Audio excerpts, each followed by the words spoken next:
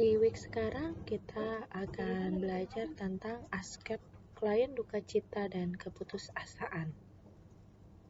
Selamat belajar. Kehilangan merupakan suatu situasi yang aktual maupun potensial yang dapat dialami individu ketika terpisah dengan sesuatu yang artinya sebelumnya ada, baik sebagian atau keseluruhan, atau terjadi perubahan dalam hidupnya seseorang sehingga terjadi perasaan kehilangan. Bentuk-bentuk kehilangan seperti kehilangan yang nyata atau actual loss, yaitu kehilangan orang atau objek yang tidak lagi dapat dirasakan, dilihat, diraba. Contohnya kehilangan anggota tubuh, anak, ataupun hubungan. Kemudian kehilangan yang dirasakan atau perceived loss, kehilangan yang unik, yang sifatnya unik menurut orang yang mengalami kedukaan. Contohnya kehilangan harga diri dan percaya diri. Pada pasien bulimia, mungkin dia secara tidak langsung merasa tubuhnya itu gemuk, kemudian dia makan merasa dia keluarkan lagi ya, dari pada saat habis makan dia keluarkan lagi sehingga dia melukai kerongkongannya. Biasanya itu terjadi pada pasien yang merasa dirinya obesitas. Kemudian setelah bentuk kehilangan, ada juga jenis kehilangan, yaitu kehilangan objek eksternal. Objek eksternal itu jadi dia secara dari luar, kemudian kehilangan lingkungan yang dikenal, yaitu misalnya hubungan, kemudian kehilangan sesuatu atau seseorang yang sangat berarti. Yang keempat, kehilangan suatu aspek diri tadi harga diri ya, kemudian kehilangan hidup. Udah gak ada rasa lagi, putus asa dia. Kemudian dampak kehilangan. Dampak pada anak-anak akan kehilangan dapat mengancam berkembang, yaitu menjadi regresi. Kemudian takut ditinggal dan merasa sepi. Kemudian pada remaja atau dewasa muda, kehilangan juga dapat menyebabkan disintegrasi dalam keluarga. Apa yang dimaksud dengan disintegrasi? Ini kalian jelaskan nanti di dalam tugas akhir setelah kelas untuk dijadikan bahan refleksi ataupun pembelajaran akhir di berduka ini dan keputusasaan dan sebagai bukti tanda kehadirannya. Kemudian dewasa tua, kehilangan khususnya pasangan hidup atau pukulan berat dan menghilangkan semangat. Kehilangan pasangan di usia tua ini atau dewasa tua akan sangat mempercepat semangat hidup ataupun kualitas hidup seseorang. Apalagi yang misalnya yang meninggal duluan adalah istrinya. Maka laki-laki akan terasa banget merasa kesepian dan kehilangan itu. Bagaimana dengan yang berduka? Berduka atau grieving. Ini merupakan reaksi emosional terhadap kehilangan ya. Yang selanjutnya berduka juga diwujudkan dalam berbagai cara yang unik pada masing-masing orang dan berdasarkan pengalaman pribadi atau ekspektasi budaya serta keyakinan spiritual yang dianut. Berkabung atau periode penerimaan terhadap kehilangan berduka. Berkabung juga terjadi di masa kehilangan dan sering dipengaruhi oleh kebudayaan atau kebiasaan di dalam suatu masyarakat, keluarga misalnya ya. Kalau contohnya saja, orang Medan, Batak ya, itu perlu banyak adat-adatnya, terus Toraja, bukan berarti misalnya kayak Kalimantan kok nggak ada, ya mungkin saja tergantung tadi budayanya bagaimana. Ya, terus bagaimana dengan yang orang Muslim? Bukankah mereka tidak boleh menggunakan formalin ya? Jadi meninggal diusahakan untuk langsung dikuburkan. Kemudian jenis berduka yang pertama berduka normal. Kenapa disebut dengan berduka normal? Yaitu perasaannya, perilaku dan reaksinya normal, biasa saja, seperti ya bukan berarti dia mensyukurin adanya kematian, enggak. Tapi dia tahapnya biasa saja, tidak mungkin saja terjadinya pada orang yang dia kenal tapi tidak terlalu dekat. Kemudian ada juga yang berduka antisipasif, yaitu proses melepaskan diri yang muncul sebelum kehilangan sesungguhnya terjadi. Jadi dia lebih baik ya udahlah mengakhiri sebuah hubungan ya. Jadi dia daripada saya tidak tidak bisa melanjutkan hubungan ini, lebih baik saya berpisah. Kemudian berduka yang rumit, di mana seseorang itu lebih sulit maju ke tahap berikutnya, berkabungnya tidak berkunjung berakhir ya. Kemudian yang terakhir berduka tertutup, yaitu kedukaan akibat kehilangan yang tidak dapat diakui secara terbuka. Contohnya saja pada saat dia mengalami suatu kehilangan ya. Contohnya saja dia kehilangan kekasihnya, pasti dia tidak sanggup, aduh saya harus putus dengan dia, terus kemudian saya tidak bisa berbuat apa-apa lagi untuk melanjutkan hubungan ini. Kemudian apakah dia tidak bisa bertahan dengan saya, misalnya seperti itu. Jadi itu yang disebut dengan, tapi dia tidak mau menceritakan kepada orang lain dengan kesulitannya ini ataupun kedukaannya dia. Yang disebut dengan respon berduka, menurut Kubler-Ross, yaitu denial, anger, bargaining, depression, and acceptance. Yang pertama, denial atau terjadi penolakan. Itu biasanya reaksi yang pertama kita lakukan adalah shock. Tidak percaya, mengerti, ataupun dia mengingkari kenyataan. Maksudnya mengerti itu, oh ya, berarti ada kematian ya. Tapi dia ada, atau bisa juga, nggak mungkin lah, masa dia meninggal, barusan tadi kayaknya ngobrol deh. Terus tadi tuh dia baru minta dibuatin apa, misalnya kayak gitu, kayak nggak percaya ya. Kemudian reaksinya tuh bisa letih, karena saking shocknya ya. Mual, lemah, diary juga, terus pucat, menangis, gelisah dia, terus ada gangguan pernapasan, kemudian detak jantungnya menjadi lebih cepat, terus tidak bisa berbuat apapun. Biasanya ini berlangsungnya bisa beberapa menit hingga beberapa tahun. Kalau dalam jangka tahunan, berarti dia sudah mengalami ada kegangguan ya, ke arah kegangguan. Kalau misalnya beberapa menit, misalnya badannya tiba-tiba mual, ya inilah makanya dia harus cepat ditanganin.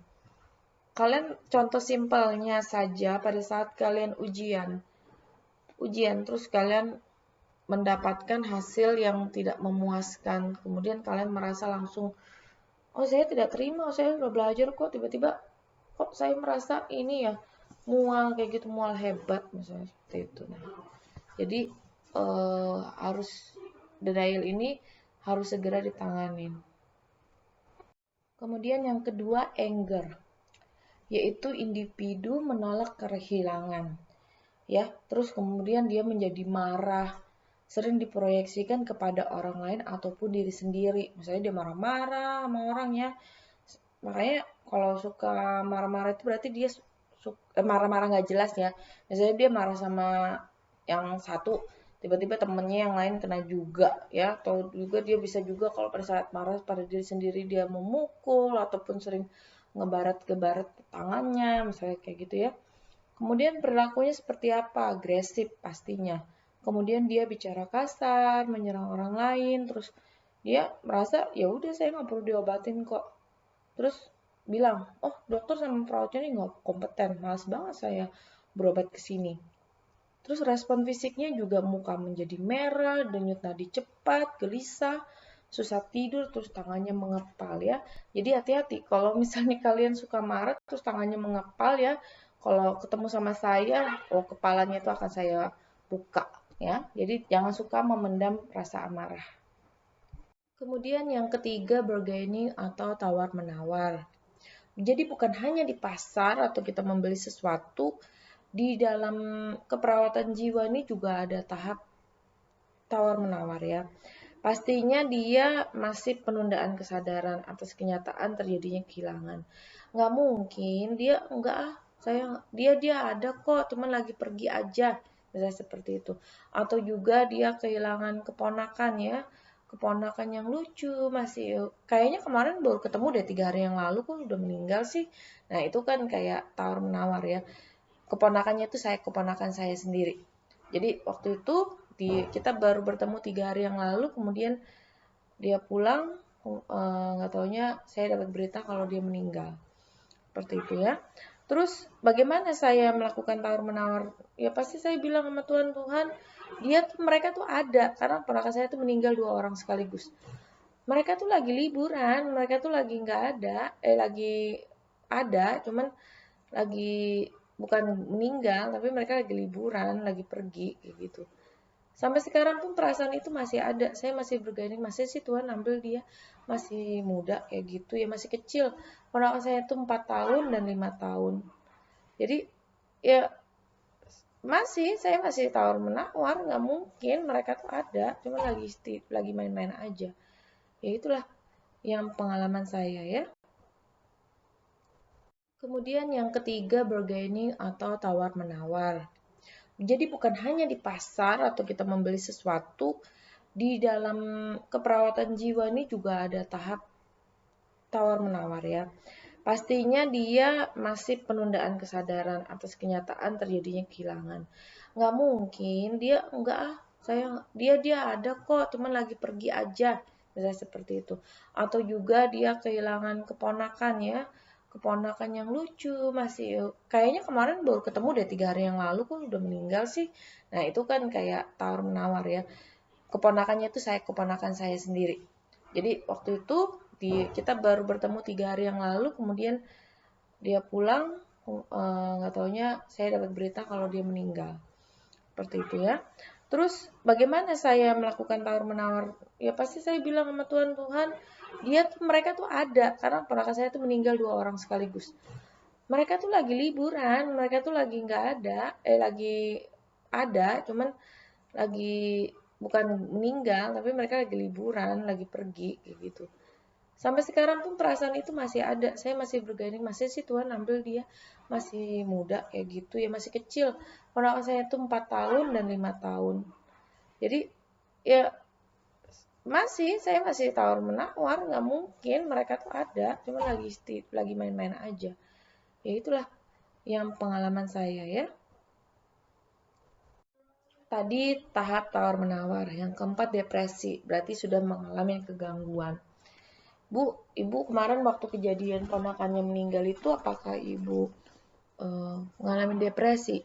Ya kalau sayanya sih tidak langsung ya, cuman orang tuanya yang pasti mengalami depresi ya. Kemudian ya pasti dia menunjukkan sikap menarik diri, terus ya udah waktu itu saya lakukan pendekatan, ya udah kamu minum obat ya, terus tidur kayak gitu. Dia mau, saya dikasih obat tidur sama dokter ya, bukan saya, cuman saya yang ngasihin. Terus kemudian tidak mau bicara, udahlah jangan diingat-ingat terus, dia marah. Udah jangan dilihat terus loh videonya, saya bikin sakit hati kan, bisa kayak gitu. Depresi dia nggak mau makan, nggak bisa makan, muntah-muntah, mual, badannya sakit, nggak bisa tidur ya, kayak gitu loh. Terus dia menyatakan keputusasaan, aduh udahlah, saya mau ikut aja anak saya, misalnya seperti itu. Terus rasa tidak berharga karena kebetulan yang mereka meninggalnya dengan kecelakaan, jadi yang membawa mobil adalah bapaknya.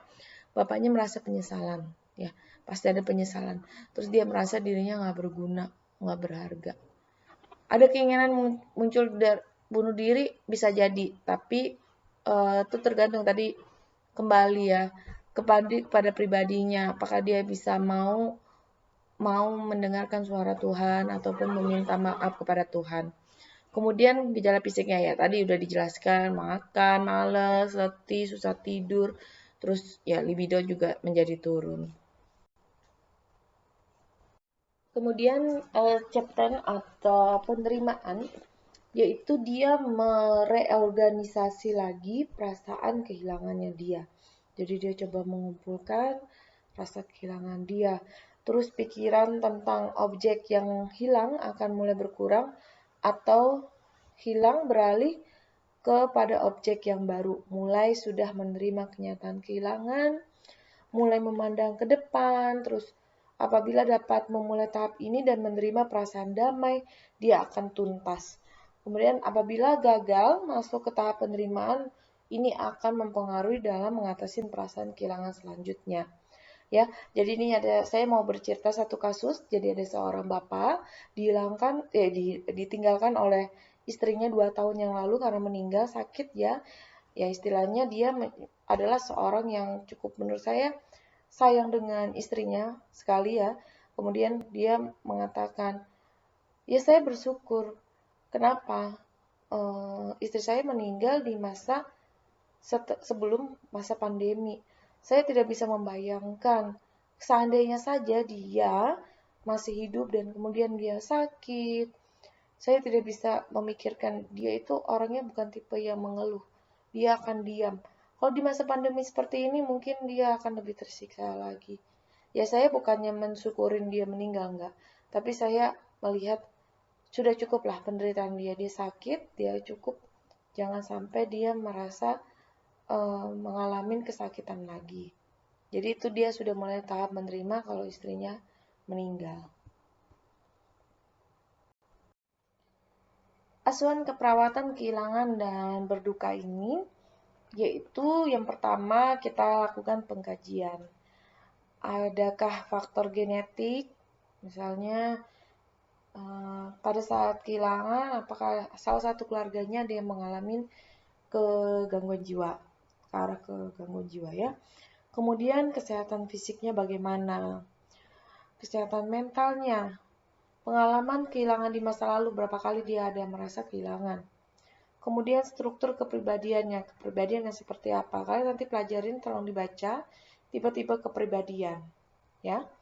Kemudian adanya stressor perasaan kehilangan. Jadi nanti ini ada tugas juga tambahan, yaitu tipe-tipe kepribadian. Sebelum yang tadinya di slide sebelumnya sudah ada tugasnya, kemudian ini lagi tugas yang kedua. Ya. Diagnosa keperawatan, yaitu berduka berhubungan dengan kehilangan aktual atau kehilangan yang dirasakan. Kemudian berduka antisipasif berhubungan dengan perpisahan atau kehilangan. Berduka disfungsional berhubungan dengan kehilangan orang atau benda yang dicintai atau memiliki arti besar. Biasanya kalau benda itu ya pasti yang kehilangan ya, misalnya emasnya dia yang berisi 10 kg ya, itu yang bisa jadi atau kemalingan dia ya, kita nggak tahu itu benda ya. Kemudian perencanaan tindakan keperawatan yang kita lakukan secara umum, yang pertama membina dan meningkatkan hubungan saling percaya dengan cara mendengarkan pasien berbicara, memberikan dorongan agar pasien mau mengungkapkan perasaannya, terus menjawab pertanyaan pasien secara langsung, menunjukkan sikap menerima dan empati. Selanjutnya, yang kedua, mengenali faktor-faktor yang mungkin menghambat, mengurangi atau menghilangkan faktor penghambat, memberikan dukungan terhadap respon kehilangan pasien, terus meningkatkan rasa kebersamaan antar anggota keluarga, menentukan tahap keberadaan pasien. Secara khusus, yang kita tangani pertama pada saat tahap denial, yaitu yang pertama, kita memberikan kesempatan pasien untuk mengungkapkan perasaannya. Kemudian menunjukkan sikap menerima dan ikhlas dan mendorong pasien untuk berbagi rasa. Yang ketiga, memberikan jawaban yang jujur terhadap pertanyaan. Terakhir, pasien tentang sakit dan bagaimana pengobatan dia. Pada saat tahap angel, mengizinkan dan mendorong pasien mengungkapkan rasa marah secara verbal tanpa melawan kemarahan. Contohnya, menjelaskan kepada keluarga bahwa kemarahan pasien sebenarnya tidak ditujukan kepada mereka. Terus membiarkan pasien mengungkapkan rasa emosinya melalui menangis, mendorong pasien untuk membicarakan penyebab kemarahan dia.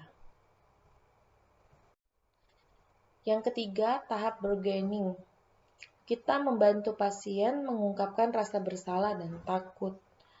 Caranya, mendengarkan ungkapan dengan penuh perhatian, mendorong pasien untuk membicarakan rasa takut atau rasa bersalahnya.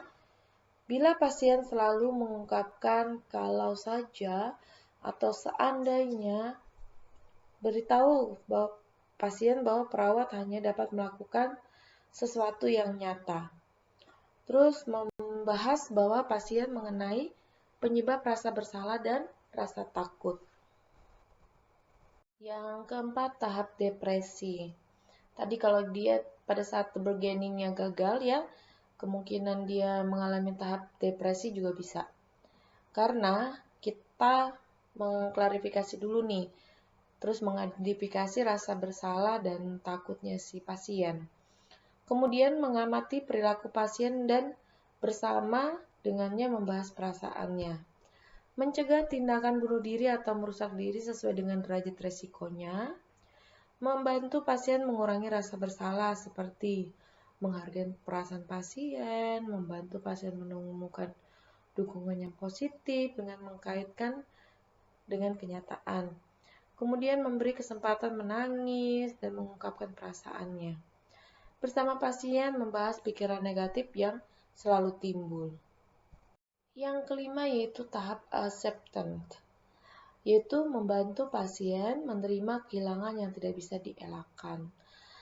Yaitu membantu keluarga mengunjungi pasien secara teratur, terus keluarga juga harus berbagi rasa, mencoba membahas rencana setelah berkabung terlewatin, terus memberi informasi yang akurat tentang kebutuhan pasien dan klien, dan keluarga. Jadi di sini dia sudah tahu, oh ya ini kebutuhannya si pasien dan keluarga adalah seperti ini, perlunya Anda lebih mendekatkan kepada Tuhan.